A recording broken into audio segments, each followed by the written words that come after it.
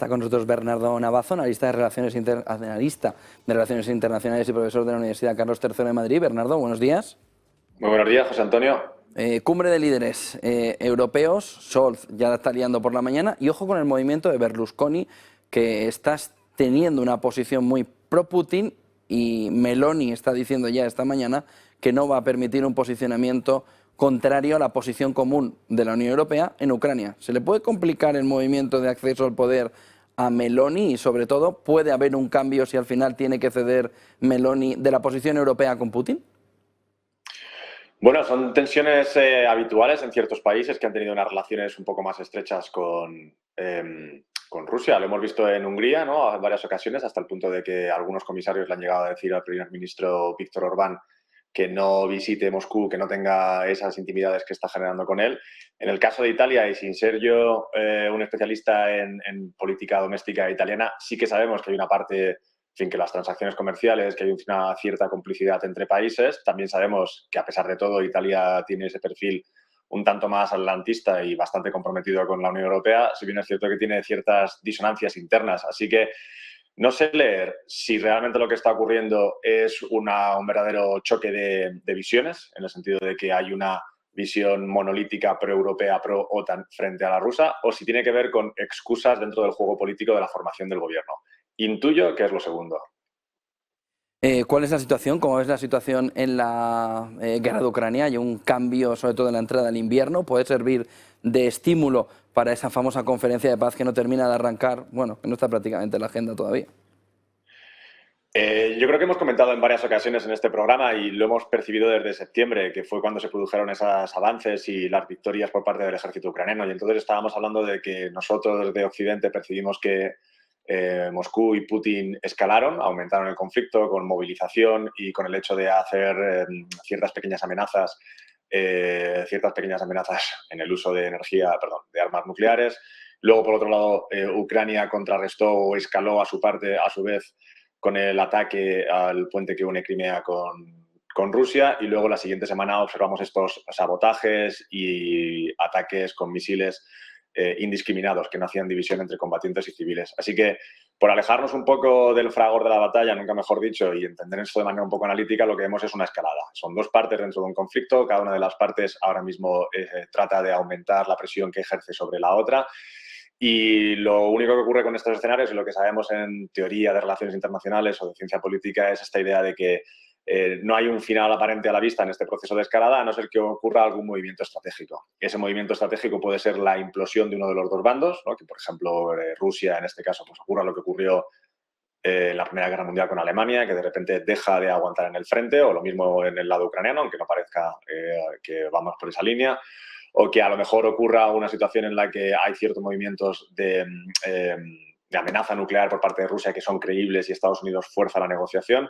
Ahora mismo el nombre del conflicto es escalada. Las dos partes de esta contienda están escalando, y asintóticamente vamos hacia un momento en el que tiene que ocurrir algo que permita un espacio distinto. En el medio-corto plazo, lo que vamos a seguir observando es esta escalada, tanto a nivel vertical, que eso quiere decir escalada militar o escalada nuclear, como a nivel horizontal, que es el tipo de acciones que puede estar realizando Rusia en el punto de vista de sabotaje, o lo que ocurrió en Nord Stream, o lo que ocurrió hace una semana en la red ferroviaria de Alemania, o los ciberataques que han ocurrido en varios aeropuertos estadounidenses.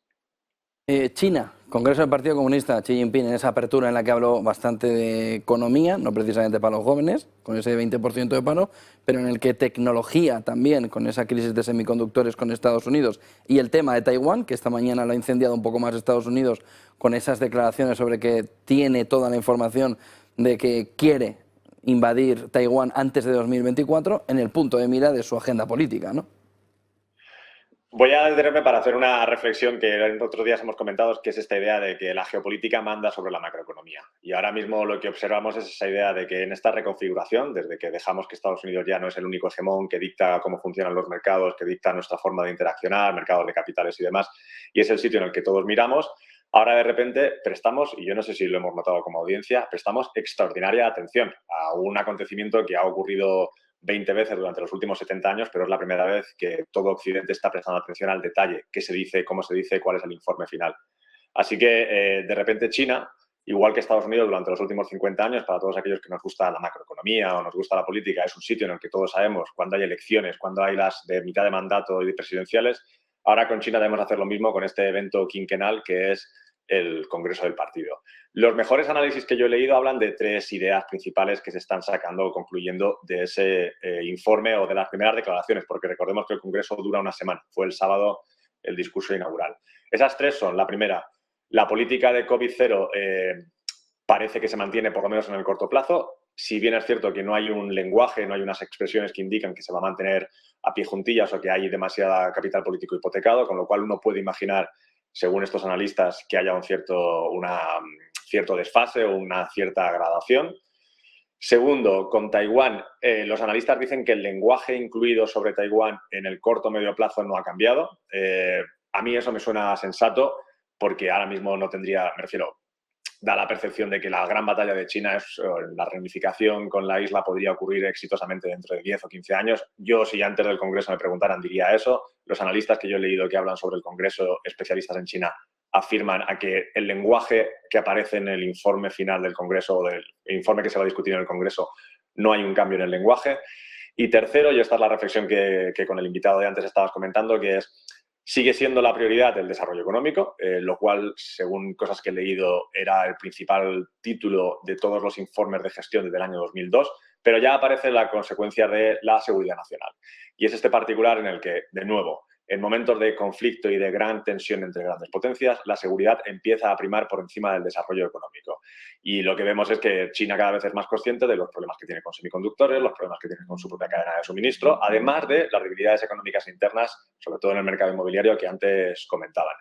Quisiera terminar este punto a propósito de cuáles son estas tensiones entre Estados Unidos y China y el deseo de China de convertirse más independiente, que es el viernes por la noche, tarde aquí en España, Estados Unidos publica lo que probablemente sea un acto extremadamente importante a nivel estratégico, que fue la imposición de controles a la exportación extremadamente amplios de semiconductores, tecnología y la prohibición de estadounidenses de trabajar en empresas.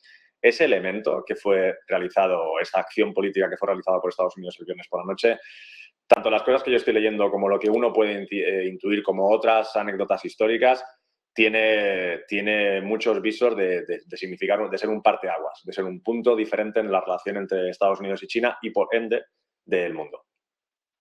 Muchísimas gracias, Fernando Navazo, analista de Relaciones Internacionales, profesor de la Universidad Carlos III de Madrid. Buen día y buen negocio, Bernardo. Muchas gracias, igualmente.